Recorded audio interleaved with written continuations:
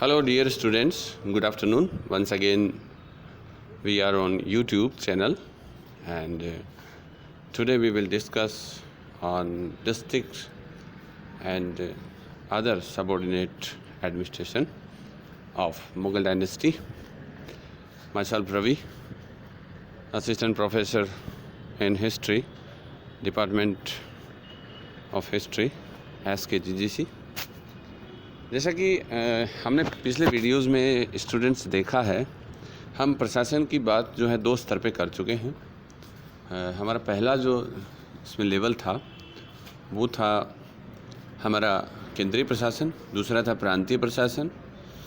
उनकी विशद विवेचना हमने कर ली है। इसके बाद में उसी क्रम में हम अगला प्रशासनिक जो ढांचा है उससे नीचे का जिला, परगना और क्रमशः ग्रामीण प्रशासन है उसके बारे में एक बार पुनः यहाँ पर विवेचना करते हैं। पहले हम बात करते हैं जिला प्रशासन की, डिस्ट्रिक्ट एडमिनिस्ट्रेशन। जैसे कि आपको विदित है, ज़िले का जो वर्तमान सेटअप है लगभग उसका आधारभूत ढांचा मुग़ल काल में तय हुआ था।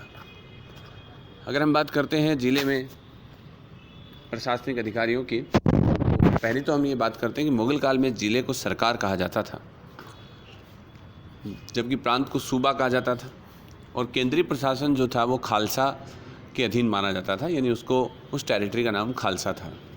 और यहाँ पर फिर सूबा और फिर उसके बाद में सरकार जो है उसका प्रशासनिक अधिकारी जो होता था वो फौजदार होता था। फौजदार वह व्यक्ति होता था जो ज़िले अर्थात सरकार में कानून व्यवस्था का कार्य देखता था। इस कार्य में इसका सहयोग करने के लिए अनेक अधिकारी और थे, लेकिन कानून व्यवस्था इसके अधीन होती थी। सरकार के बाद में जो दूसरा महत्वपूर्ण अधिकारी है वो अमल गुजार होता था, और अमल गुजार वह अधिकारी होता था जो ज़िले की राजस्व व्यवस्था अथवा वित्तीय व्यवस्था का कार्यभार देखता था। इस प्रकार से दो मुख्य अधिकारी फौजदार और अमल गुजार जो हैं वो यहाँ पर प्रशासनिक ढांचा देखते थे। जबकि शेरशाह के समय सिकदार सिकदारान, मुंसिफ या मुंसिफान नामक अधिकारी होते थे। क्रम से यही दोनों अधिकारी जो कानून व्यवस्था और वित्तीय व्यवस्था देखते थे। ये एक यहाँ पे छोटा सा फ़र्क आपको ध्यान में रखना है। ज़िले से नीचे जो प्रशासन है उसको हम परगना प्रशासन बोलते हैं। परगना या जिसको आप महाल भी बोल सकते हो, थोड़ा सा महाल तो थोड़ा सा जैसे बड़ा अपन बोल सकते हैं, कई गांवों का समूह है। परगने का मतलब भी यही है, जस्ट लाइक पंचायत समिति हम इसको बोल सकते हैं। और इस परगने में प्रशासन जो है वो कई लोगों के द्वारा देखा जाता था। इसमें जैसे हम बात करते हैं, परगने का जो मुख्य अधिकारी होता था उसका नाम था सिकदार। सिकदार परगने में कानून व्यवस्था का कार्य देखता था, अर्थात लॉ एंड ऑर्डर मेंटेन करने का काम करता था।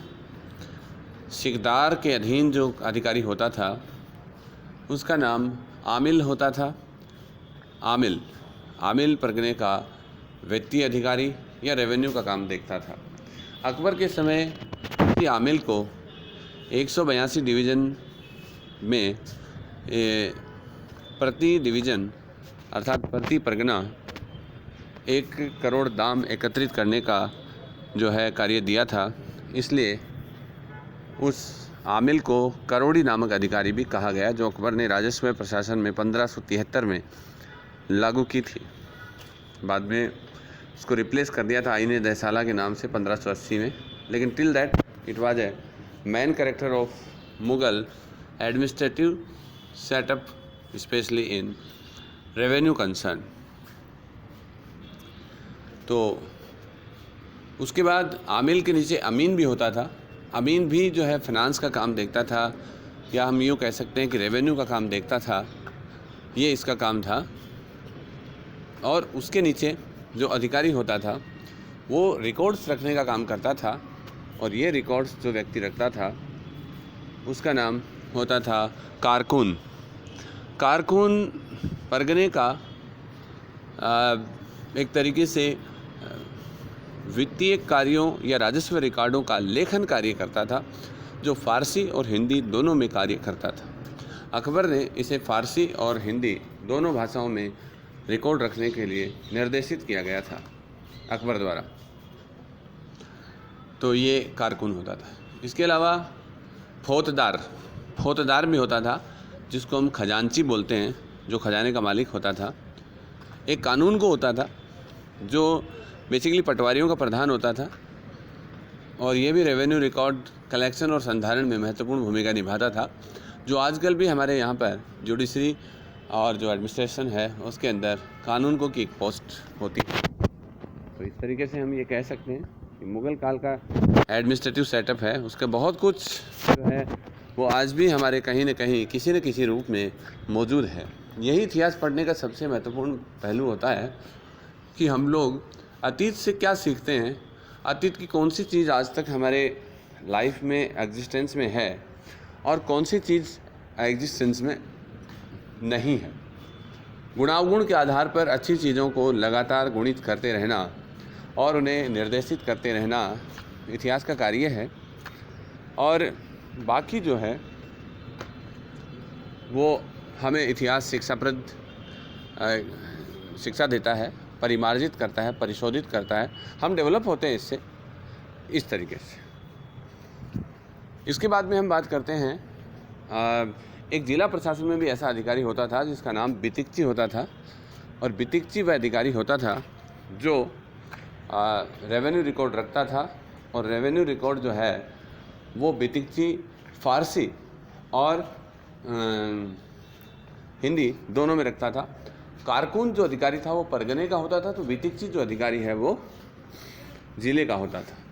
ये इन दोनों में एक फ़र्क रहेगा।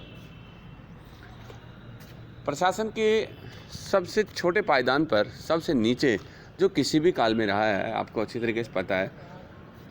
अगर हम बात करते हैं मौर्य काल की, तो वहाँ भी प्रशासन का सबसे छोटा भाग था वो ग्राम था, जिसका अधिकारी ग्रामणी होता था।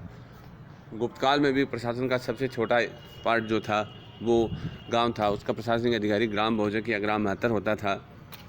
इसके बाद में हम आते हैं सल्तनत काल में, तो यहाँ भी गांव ही सबसे प्रशासन की छोटी इकाई थी, जहाँ पे खूत मुकद्दम और चौधरी नामक हिंदू जो ऑफिसर होते थे वो काम देखते थे, कानून व्यवस्था और शांति का। शेरशाह सूरी के समय भी गांव जो हैं प्रशासन की सबसे छोटी इकाई हुआ करते थे। तो मुग़ल काल में भी प्रशासन की सबसे छोटी इकाई जो है वो गांव ही है।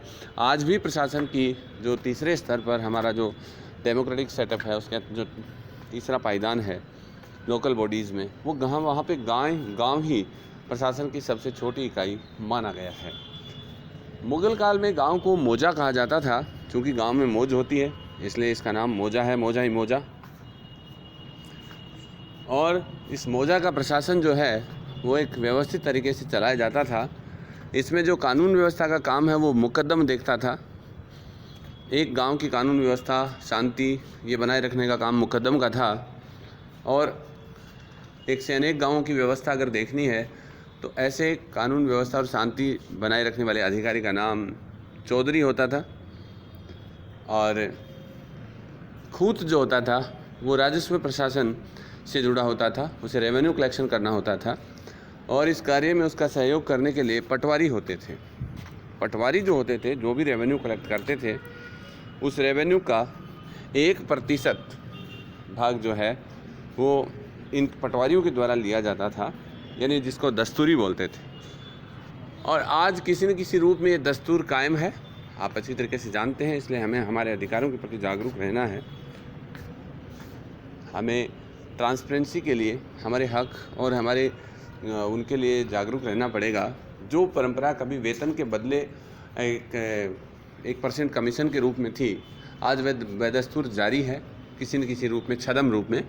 हमें उसका प्रतिकार करना है, तभी हम एक जिम्मेदार नागरिक और सजग नागरिक कहला पाएंगे, अन्यथा तो हम भीड़ का हिस्सा हो जाएंगे। तो ऐसा आपको नहीं करना है। तो इस तरीके से आज के वीडियो में हमने लगभग सारी बातें देख ली हैं, और इसी के साथ में हमारा प्रशासनिक सेटअप जो है जनरल एडमिनिस्ट्रेशन वो समाप्त होता है। ये याद रहे कि मुग़ल काल का प्रशासन जो है वो अरबी फ़ारसी परंपराओं पर आधारित था, जिसमें मिडल ईस्ट की और अरेबियन और फ़ारसी कंसेप्ट दोनों को मिक्सअप किया हुआ था। तो आज के लिए इतना काफ़ी है। धन्यवाद। खुदा हाफिज़। अल्लाह हाफिज़।